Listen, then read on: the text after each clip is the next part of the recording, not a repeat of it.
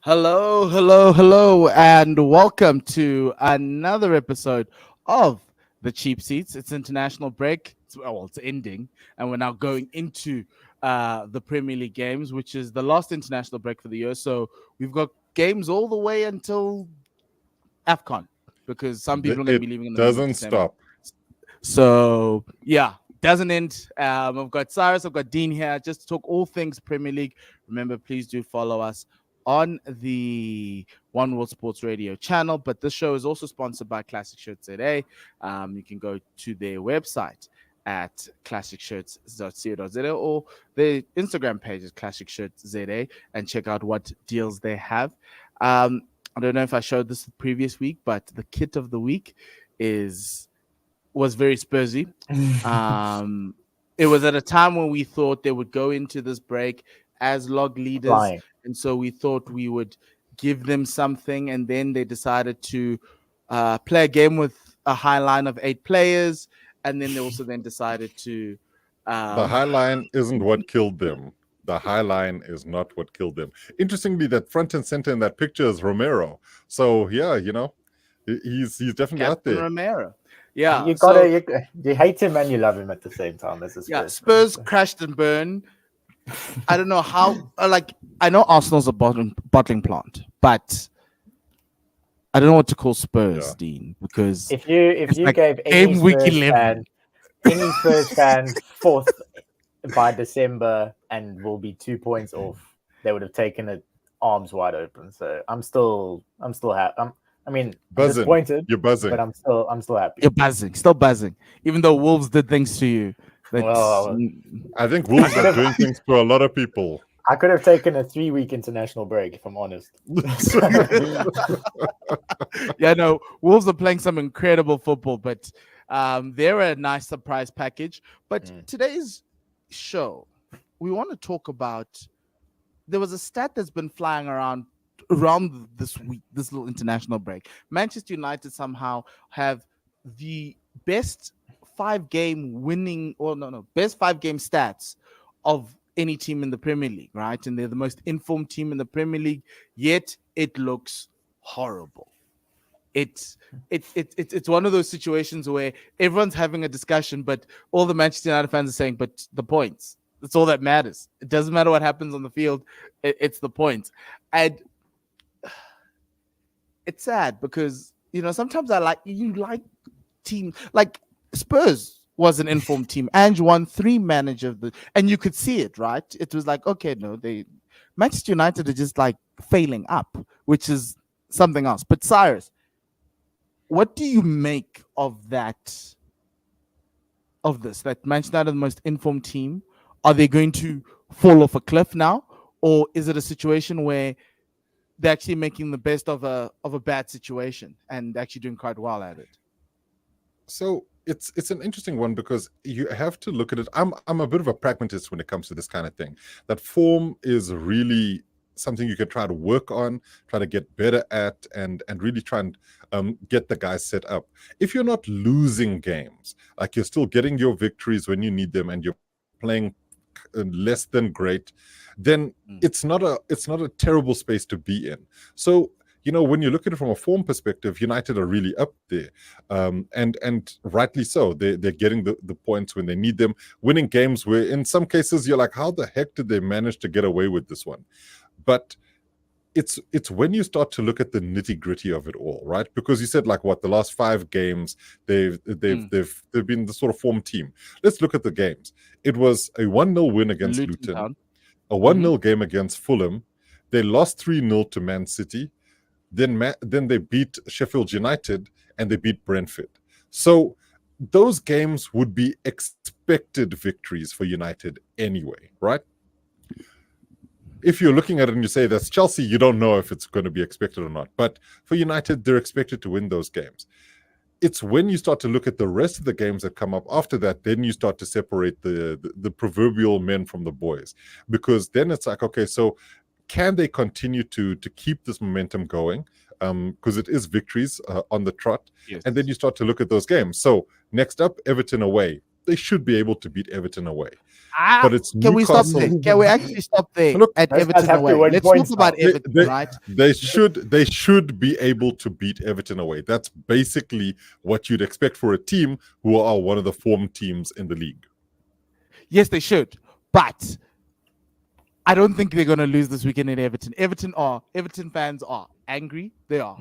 I don't want to say pissed. Okay, I can't say pissed. They are pissed because Yeah. somehow they got a 10 points They got 10 deduction points. when they were Yeah. playing really good football. And Man City is just walking scot-free like nobody cares. But I think we might see a very emotional game at Goodison Park. Oh, is it Goodison Park? Was it? Yeah. It is. Yeah, It is a Park, Goodison yeah. Park. Yeah. Compared to this one. And so I don't even want to give Manchester United those 3 points. If they come out with those 3 points, I'd be very impressed. The because they expectation haven't played generally football. is United should beat Everton. Yes. But Okay, even let's after that resume. too, Cyrus's After point. Everton, what happens? St. James's Park. Exactly. Away. Exactly. And then the game after that? Stamford Bridge. No, it's at Old Not Trafford. Stamford but Bridge. Chelsea at Old Trafford. Yeah. So it becomes a little tougher. Now look, Chelsea, goodness knows what you'll get with them. But a few games after that, you've got Liverpool at Anfield. So it really becomes a sense of, okay, how many more of these games do you get? Considering that people have been looking at Erik ten Hag and thinking, this guy is not long for this job. Yeah, because I also think to that point though, yeah, you have to go into the real nitty-gritty of those games, and fine, they beat Brentford, but it took Scott McTominay last 5-minute bender to absolutely win. probably the most ridiculous 5 minutes in the history of Manchester United. Fulham.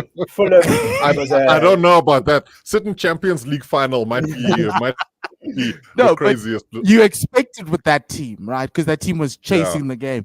And Ole Gunnar Solskjaer is that type of a player. Scott McTominay is no Ole. That team's got no bad. These Maybe days. he is now. But then even the Fulham game, you got Bruno that rocks up with a 91st minute shot that goes through. And even against Luton, they didn't look that great. And it takes a Lindelof goal for you to win that game. So you're saying they were also, lucky? I don't want to say luck. I mean, obviously it takes... You got to keep going. You got to keep going. Like, you got to try and take a shot in the 91st minute or whatever it is. But in and around that's also Champions League games where they lost 4-3 to Copenhagen. So that's why I agree with you. I was looking at the log. I was like, okay, top 4 is there, Aston Villa 5th, and then I saw United 6th, and I was like, I thought you Oaks were like 14th. Exactly. Like how are you 5th? How are you 6th? And you're like 5 points off of what Spurs are, and it doesn't make sense. Bruno Fernandes, those goals all count for stuff. Those 3 points count for something. And that's the key thing here, is that we can poo-poo the performances and we can absolutely tear apart the team, but they've won those games. Whereas teams like Chelsea have not won those types of games. So, it's a weird thing what perception does, because United are not a great team. And I think they do get found out in some of these other games, and I think they might do in a few of the other bigger matchups as they come up. But there's also the opportunity for things to change. I'm unsure whether or not Ten Hag can get this team firing, because if you look at United, and I wish Wahid was here, where is the catalyst for change in this team? Like, when they were flying, Rashford was that guy. And right now, he's absolutely struggling. Is it Luke Shaw? Is the return of Luke Shaw to left back the thing that unlocks this entire team? I mean, we've said it before. When your best performing player of the season is Harry Maguire, something's not right. Something's going real wrong. But I agree with you. That's why the 1-0 wins against Luton and the 1-0 wins against Fulham's. Yes, it's 3 points, but you kind of get the sense that against a Newcastle, they're going to get found out. Against the Liverpool, they're going to get found out. Against, any one of the sort of, I can't say top table teams because they're in the top half, but like any one of those teams above them, I think they will get found out because there's just a lack of quality. And I know they've got injuries and things like that, but there just isn't that sort of collective idea of how they're going to play. Sometimes he tries this inverted fullback role, then Luke Shaw's not there, so then he can't do it. And then they try a back four, then maybe it's You know, it's Oh, just Dean, it's like my experimental. my favorite is when he's like, "We need a goal. Bring on Anthony." Yeah. So essentially for me, it feels like United are a team with no identity. Mm, They have multiple identities, very schizophrenic. But I understand, they've got injuries, right? But to a certain extent, when you speak of the catalyst, right? Last season it was somehow Rashford, right? And Marcus came through. But I look at this season, and now this is obviously another full preseason to get these guys in. And obviously, there's rumors that he's overworked them at preseason. That's why they have injuries. But to a certain extent, last season's other catalyst was Casemiro, right? Casemiro coming mhm. in, he solidifies, protecting that back four, regardless of how shaky it is, and it's working. That's not happening now. Amrabat, they bought injured, reminding me of Kim Karlstrom back in the day at Yeah, Arsenal, buying players injured and then they just feature once and then they never again. But they truly are hoping. And my interesting thing was that if you didn't look at the 5 games and you just said Manchester United, who the first manager was to be fired in a normal season with Manchester United with proper owners, not this little cloud over their heads because somehow Jim Ratcliffe wants to buy them, Eric Ten Hag would have been fired. It's it's one of those situations where you're sitting there going, yes, no yeah, one's been fired now, but if they were more of a stable club above, instead of firing CEOs and everything else, Eric Ten Hag would have been gone. But my only issue is, and as you say that with Cyrus, is like, where do they go from here from a football perspective, mm, right? Luke Shaw coming back is massive for them, right? He helps them be able to play that inverted fullback, even though I don't like Luke Shaw playing that, but that's fine. mhm. That's how they do it. They can even bring him into that center Yeah, back and gives them a little bit more flexibility at the back. And you don't have to play Harry Maguire all the time, or Phil Evans. What's his Johnny Evans? Yes, not Phil Johnny Evans. Phil Evans. Evans. Johnny. Yes, yeah, the guy who was flying off because Gabriel Jesus decided to do something fun. But and to a certain extent, this is where the test is going to be, because I think they've had 5 Premier League games which have been great. But now when they start losing to Newcastle, to Liverpool, to Chelsea, if the results don't work out their way, do you think their fans will be like, no, but guys, we've come out of this 5-game period where we were really, really good. It's just a way the season works, because the season works in ebbs and flows, and it's they just that we've got tougher fixtures now? Or will they be baying for blood because they've even been baying Champions for League is in blood. trouble? They've been baying for blood.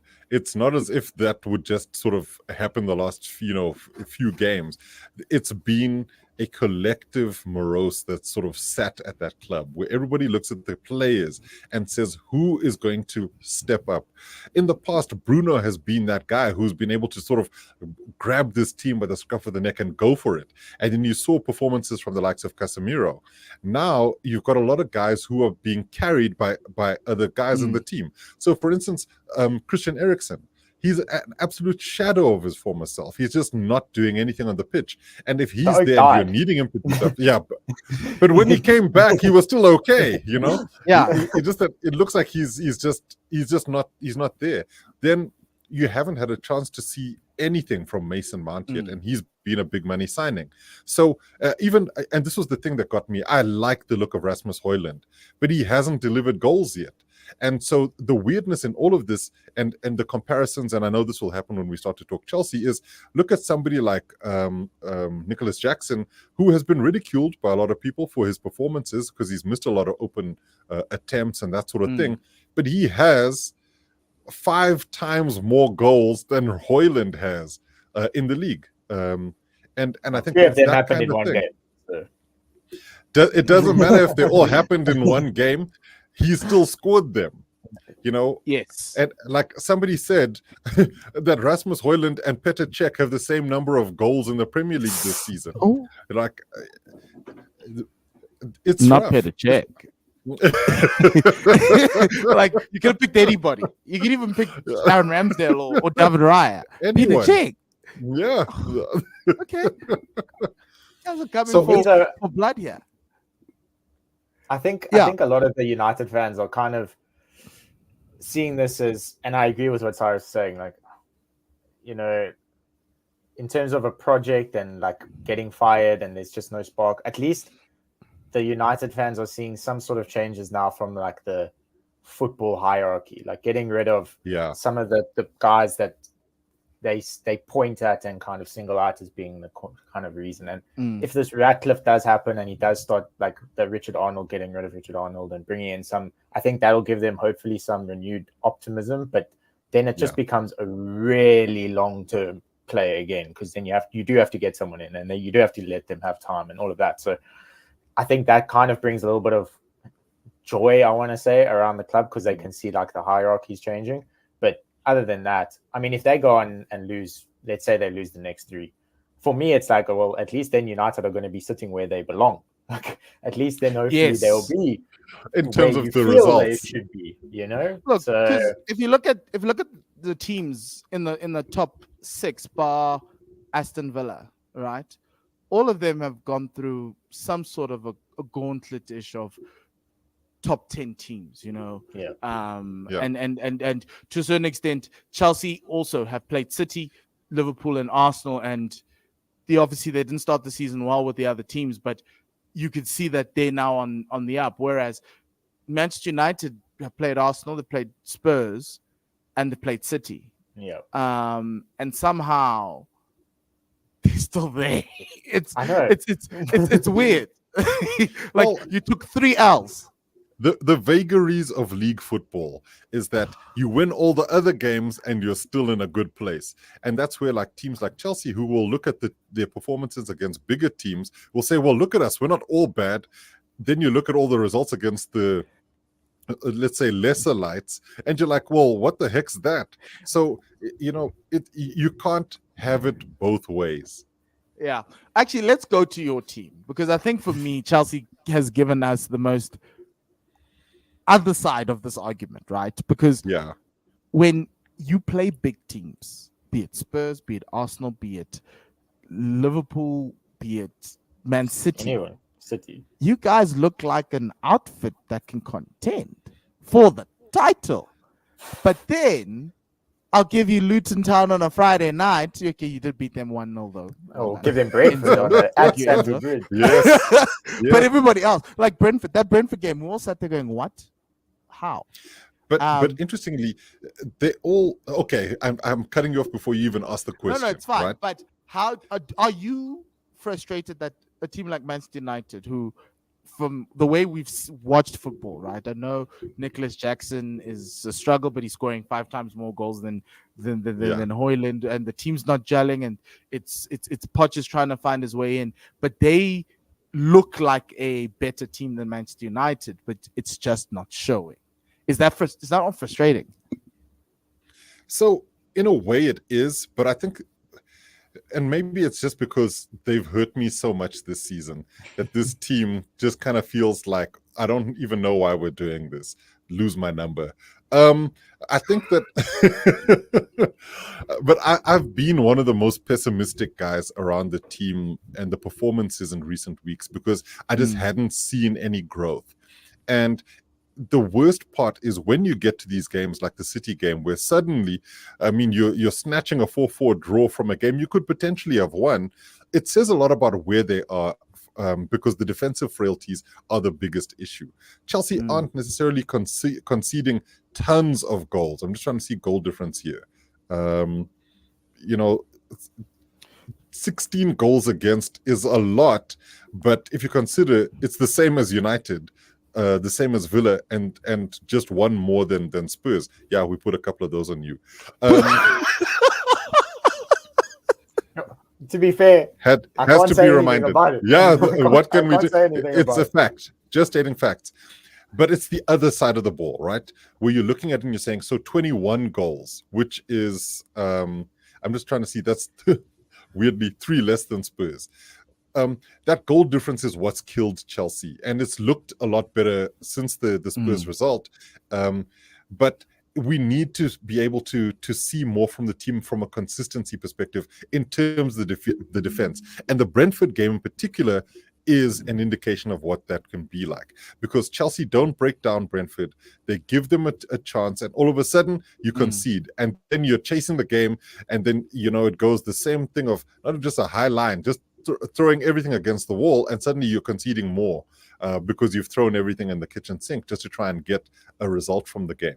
And so what you'd see is if you've got a Chelsea team that is able to score a lot more goals, especially in the first halves of games, you'll see a far more settled team, because when they've gone into the second half and the game is still sort of 0-0, and the teams have sat back and they're just happy to take that 1 point from the bridge or wherever it is, Chelsea then they run out of options, they run out of ideas.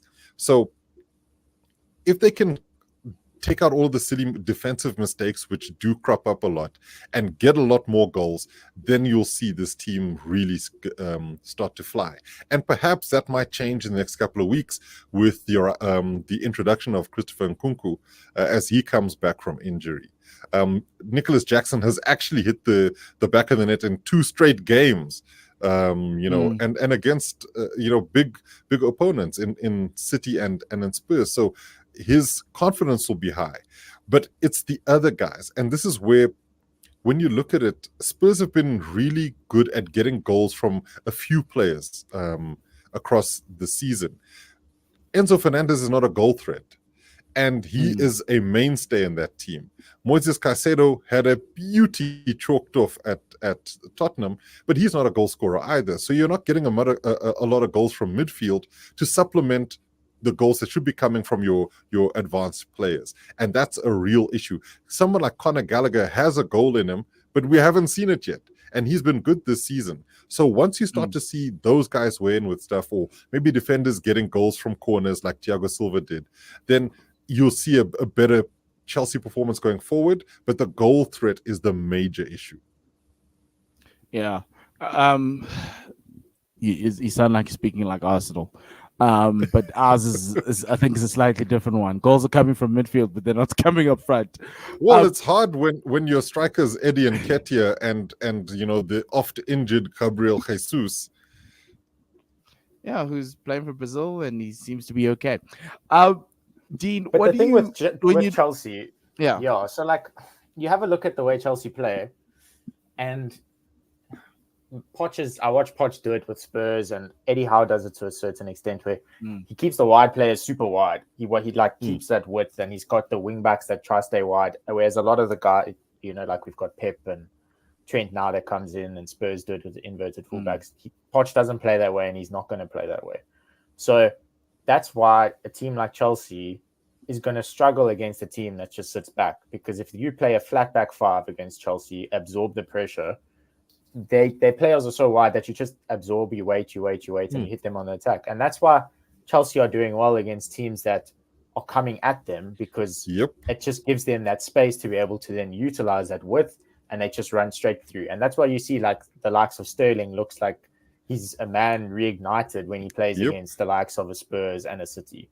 Whereas against a team like a Brentford, he goes missing, because he just that space that he has to operate just doesn't exist when a team sits back and sort of absorbs that pressure. So I know we spoke about it before, this tough run of Chelsea, and me saying, well, if Chelsea are doing this against the small teams, imagine they lose 6 on the trot against the big guys. But they just not, and it's a reason why. That's the sort of main reason why I can see is that the teams just aren't giving them the space that they need to be able to operate. And that's why against they've got Newcastle coming up, and then Brighton.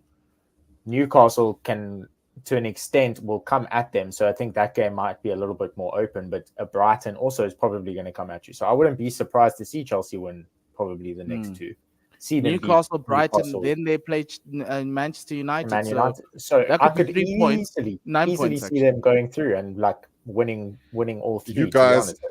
You guys are super optimistic, and I'm looking at this game thinking Chelsea have always struggled at Newcastle. It didn't matter which manager it was, they always struggled at Newcastle. That's why I think Eddie Howe's system is different, because he also plays that back 4 and he keeps the guys wide. So it's kind of like two guys just going at the same system, just one-on-one. Look, so without Sandro Tonali, it's slightly different. And with all the injuries they have at the back, it might force Eddie Howe to be a little bit more pragmatic, but he's not going to be pragmatic at St. James's Park. He's going to come for blood. But I do think Newcastle's got more like playmakers. I think with Bruno Guimaraes, he's got a bit of quality in that midfield, whereas Chelsea, Gallagher's played exceptionally well. Take nothing away, but I just they don't have that. Like, he doesn't open up spark. the defenses. Mm. He doesn't Yeah. open defenses, and that's basically it. And when when there was, and it was for a very brief moment, talk of Maddison potentially coming to Chelsea, my heart skipped a beat, because that's the exact kind of player that we need, who can unlock a defense, send the ball through, and create some stuff through the center. You hardly see that when Chelsea play. And to your point, Dean, everything is around the flanks. The crazy thing about playing with wingers and trying to get the ball into the box is that you then have a center forward who's not good with his head. So what's the point of doing any of this stuff? And you know, it's the late arriving midfielders are not there. So for instance, Conor Gallagher arriving in the box late in the sort of Frank Lampard-esque role is fantastic, but he's not getting to do that enough, because he's not out Frank there Lampard. pressing like, no, he definitely isn't. And then it's pointless, because Enzo Fernandez couldn't shoot himself, so in the foot. I don't want him to do anything, you know. But you get what I'm saying. So it's so weird. Dean, your point is extremely valid, but I think that's where you start to look and say maybe that's where an Nkunku comes in and plays one of those central roles as a more creative person to try and bridge the gap between midfield and center forward. Well, that's what I try to do. I try like liken the Chelsea team now to what I knew Poch's Spurs did, and like fine, you're like Nicholas Jackson is not Harry Kane, but there isn't that Christian Eriksen, and I think that Nkunku could maybe come in and play that little Eriksen like number 10 role perhaps, or like a Dele Alli role perhaps, and then you know like your wing backs, we had Kyle Walker, you've got Reece James. Literally, it's like exactly the same quality, so high again. So like the rest of the team is fine. It's just up front there and trying to get that little playmaker. And once it's there, I think it's definitely going to be better. So Cole Palmer's not that Eriksen like 10. He's so good though.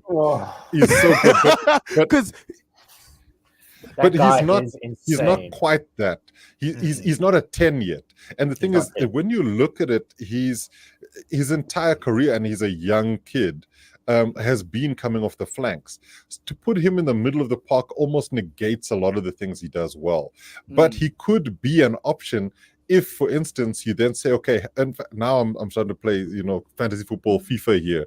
But let's say Nkunku comes in and goes up top as the central striker. You could potentially then put Nicholas Jackson as your wide attacking forward on the right. Which gives you a bit of pace, and Palmer then floating around in the middle of the park, because he does have an eye for a pass, though. Cheap as that boy can play. It's almost like Poch is playing him in that like number 10, because he doesn't really have anyone else to play in that like number 10. Or he might be the best Chelsea player they have to play at 10, even with an Nkunku.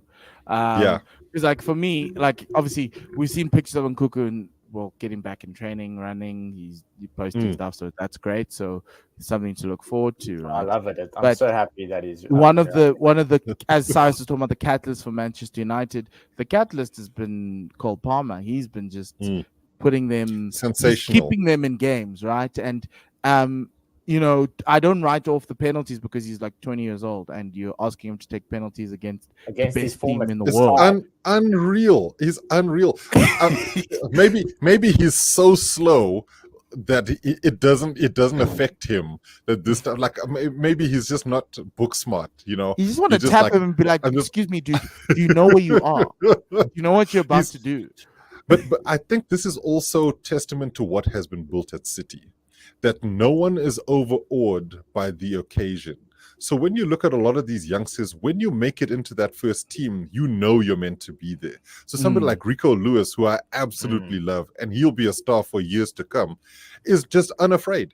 You ask him to run with the ball, he'll go for it. You ask him to tackle back, he'll go for it. And Cole Palmer was exactly the same. Phil Foden was testament to that as well. So 100%. That City system really develops star players, and you have to be at that level. In fact, literally every player who has not had it has left. And City are happy to let them go. I mean, except for Cole Palmer, who I think they let go way too early. But Pep is not one to hold on to somebody. He'll just say, fine, go. We've got Doku.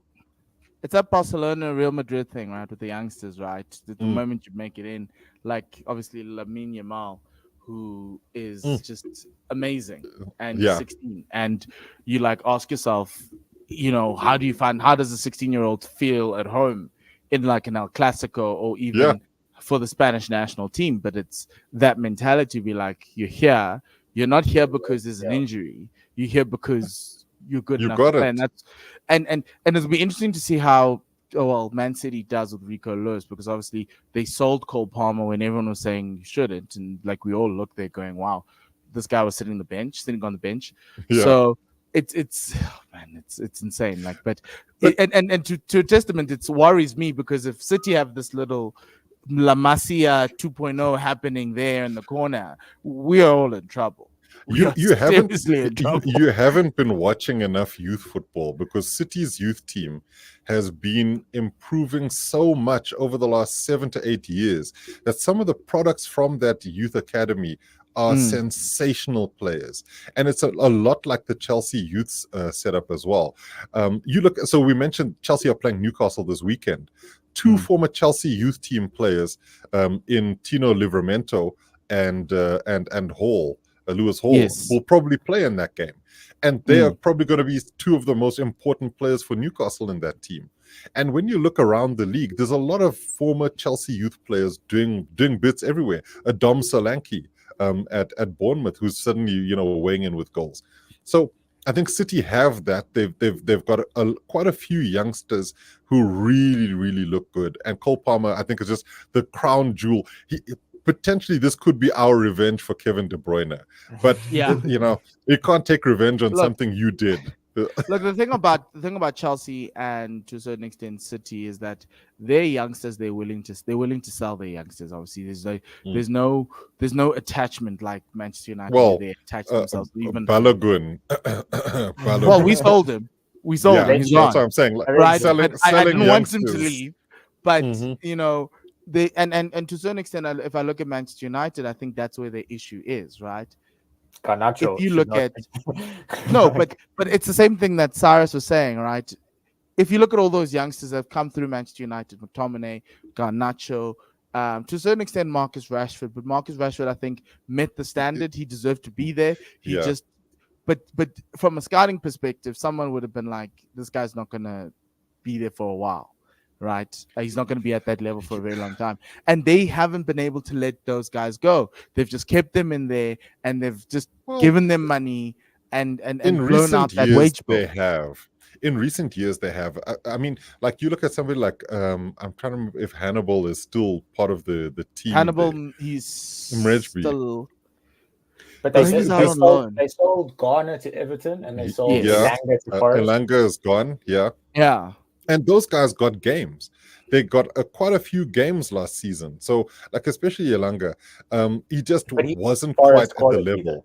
Yeah. Well, he just but they sold him a season too late, in my opinion, right? Well, I think they were always going to get the maximum amount of money, which is what they got now.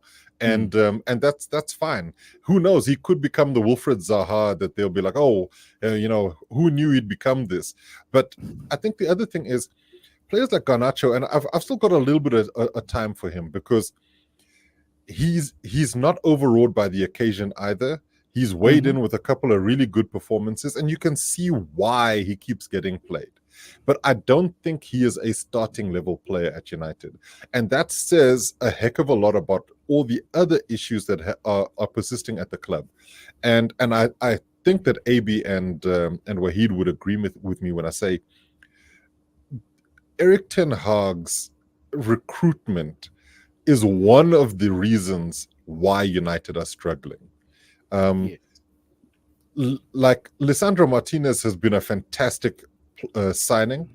Casemiro did really well when he first joined, but Anthony will be that millstone around this guy's neck for ages. And then not being able to get anything out of Jadon Sancho is an absolute travesty, because he will leave that club and go on to do well wherever he goes. It's insane. I'd take Jadon Sancho, by the way. I take Jadon. I think most of us would cover to Bukayo Saka, or even the starter on the right for us in some games.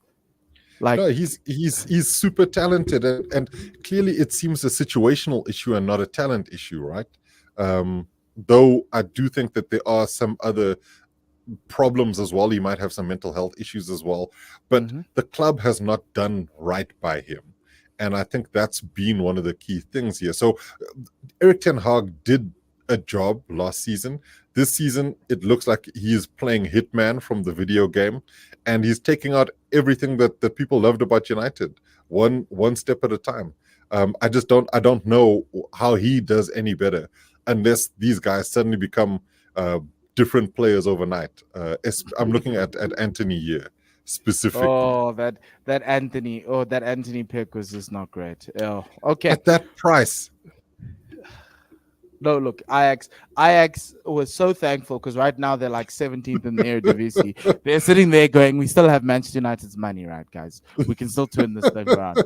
We can still sell some players to Manchester United and get out because, yeah, they're having a mare of a season in the Eredivisie. Yeah. So this weekend there is a situation on Saturday, it seems. Oh my word! Jurgen Klopp has early game. Saturday noon. After international break and Jurgen Klopp. Oh my word! I feel sorry for you. City play Liverpool in some sort of, I don't know. It's like we're going back in time. It's a return of the contenders type of vibe. And I look at both teams and I'm like, wow, it's gonna be an insane game. It's gonna be truly insane game. Mo Salah or Erling Haaland? Who's going to be the game changer there, Cyrus?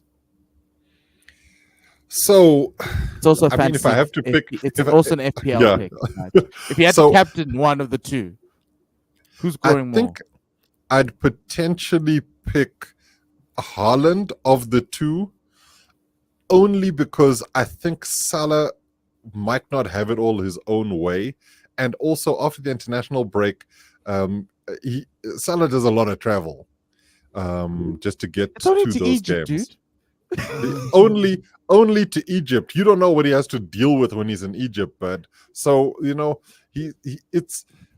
I think Haaland might be more of a factor of the two, but I don't think that Haaland will be the game breaker. I think if anything, this is weirdly, I think Liverpool might have the better of the teams in this because of the players that are available in this early kickoff. So look at Alvarez and how important he's been for City. And where was he this last week? He was in Brazil fighting off crowds. It's that trip is an absolute killer. So if you don't have Alvarez available to you, you're then looking at the likes of Doku, who's superb, Foden, who's been fairly good, and I'm trying to think who else they'd call on as in the attacking ranks to try and create some stuff, and Grealish has been okay. So I just then compare that to Liverpool's attack, where Salah really has been the main guy. And behind him, the other guys might not necessarily deliver at the same rate. So I don't know if it's a Salah versus Haaland. I do think that it's the other guys. I think this might be a game where we're looking at Jeremy Doku and we're thinking, okay, you finally came out of Reece James's pocket. Good to see you on the pitch. Look, he played well for Belgium in that game where Romelu Lukaku scored 4 goals by himself. It was wild. But the other thing for me is I think this might be the game where we finally see Liverpool struggle without a defensive midfielder. This is the game they might 100%. Not because if KDB was there, we'd be like, yes. But I'm sitting there going, okay, fine. Alvarez as a 10, they've been okay. But Pep's found ways to put people in that 10 position to kind of move the midfield around. And I think this is the game where you'll see that actually McAllister's not a 6. They've been getting by for now. And now here comes the real test. No, right? they don't. Simple as they just don't have a 6. And I think that's where it might fall, right? And I think Rodri will have Salah's number the whole game through. I'm so glad he didn't play against us. Oh my word! Hell of a player, that guy. Hell of a player. Yeah, and I think he's the game breaker for Man City. I see all the other players, but it works around him. From an FPL perspective, not. Obviously. Yeah, but in terms of real world, yeah, In terms of everything gameplay, starts. Rodri's next level, I think. Yeah, and it'll And be interesting to exactly see to your how point. Yeah, Soboslai and that midfield, that flat, because it's a flat midfield three at Liverpool, how Gravenbach and Soboslai and McAllister figure out a way to kind of keep Rodri out the game, but also keep all the other City players in and around out of the game. Because I think if you want to put attention on Rodri, you're going to find yourself wanting with everyone else around him who's going to be moving. But it's going to be a great game. I just hope Liverpool come for that game because this noon kickoffs just like it's bamboozle tough. Jurgen Klopp a lot. And to a certain extent, they also have players coming from South America, Nunez Darwin. and Diaz, who went to go see his father after he was kidnapped. So that's going to be quite an interesting game in itself. And then, how are you feeling, Cyrus, around Newcastle? As I said, Chelsea never do well at Newcastle. So I think it's gonna be a really tough game. And the weird thing for me is I really, really like Newcastle. I've sort of been a shadow Newcastle fan for a long time. Loved it when Andy Cole was still there, and just have supported them. Sort of like, oh, nice to see the Magpies doing well. But when I look at it, and they've been playing like Gordon as their striker, I'm not too afraid of Newcastle. They don't pose too much of an attacking threat. But Well, you want to talk about injuries? How's that Newcastle injury? Unbelievable. But look, Chelsea have just coming out of our own absolute nightmare. But where Newcastle will make hay is set pieces. They've got really good set piece delivery. The guys who do well for them, the centre backs really, cause a lot of problems. So I think that when it comes to broken play, and your sort of dead ball situations, that's where Newcastle might really make hay. It's those in between moments where Chelsea will be able to get at them a little bit. Then I think, okay, fine, we've got a chance. I do think that Sterling not playing for England is an absolute blessing in disguise, because he should be a lot fresher. And if he has the same level of form as he did against City and hunger, then we could see Chelsea really perform well. But it always comes down to Sterling can do well on the flank, but is anybody finishing the chances? That is the key thing. And I think Armando Broja is still fit, so he might be an option again, especially against bigger defenders like Newcastle have. Let's do the optimist pessimist. It's Newcastle. It's the pessimist first. Newcastle, we always struggle there. Newcastle to win 2-0. The optimist, well, Nicholas Jackson, Sneaky one. I don't know. I love Cole how you guys Palmer, are living. It's like Nicholas Jackson's a roll of the dice, but I'm he hoping really for a Cole is. Palmer penalty for my FPL. So yeah, Aren't we happiness. all? Dean, you guys are playing Aston Villa in some, top of the Battle for table. fourth. Okay, battle for European spaces with good evening coming back to the toilet bowl. They are very good. I'm not looking forward to their game. Spurs, I mean, the last time we spoke, Spurs were top of the log, and now 3 weeks later, we could be fifth and not even in a round. So yeah, and it's been a Madison's very gone. Madison's gone, Van der Ven's gone. So it's been a real bad sort of turn of events. Wolves, we were lucky to lead that game 1-0. Wolves completely outplayed us. So Wolves deserved the 100%. So I'm hoping Ange does do a few changes. The only one that hopefully Adogi's back, because he just had the 1 game suspension. Yeah. But there was rumors that he was injured. That's why he didn't play for the Italian team. But I think he'll be back. And then the big thing is playing a high line. You just can't have Dyer next to Davies. So he needs to play. It is Dyer. So a youngster. You just can't play those two. So like they tried their best against Wolves for 90 minutes and then they just let it go. So I'm hoping he does do a few changes. Like we've said it a couple times, and I've said it a few times on the show that Spurs are 1 or 2 injuries away from their season going downhill, and all of those injuries happened in 45 minutes. So and the red cards and everything. So when's Romero coming back? after City. Man's basically on holiday until Christmas. So we've got Villa and then City, and then he's back. So yeah, it's not great. I did see Mickey van der Ven posted an update that he could be back sooner than expected. So hopefully that happens. But Never rush back, Mickey. Never rush back. Don't rush But back Dean- with this, Mickey. You don't want the smoke. But Villa are not a team that travel well. So there is that. This is a home game. You've got a lot of attacking talent, and I think Villa they haven't played well in every game they've played. And the away games in particular, they've struggled to find some sort of form. So I do think that I look at the Spurs team and I think, well, firstly, Spurs struggle on early kickoffs, and this is not an early kickoff, which is great. And it's also on the Sunday, so you've got a little bit of time to really sort of get everybody together again. I think this could be a score draw if it's a bad result, but I think this might be one of those where Spurs show some of their class going forward. I have a question for you though, because this is something that has been bugging me for the last few weeks. What is happening with Richarlison? And I mean it both physically and spiritually. He was apparently playing with an injury, and I'm not saying that's the reason why he's been so terrible, but he's had to go for surgery on his pelvis, so he's out now for the next month and a bit. So he's gone. So in terms of the injuries there, so he's gone. Then obviously Mickey's gone, Madison's gone, Romero's gone, Udogi's gone.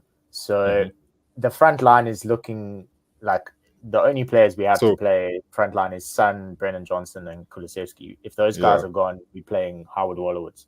So it's not Howard Wolowitz. Where's Will Scarlett?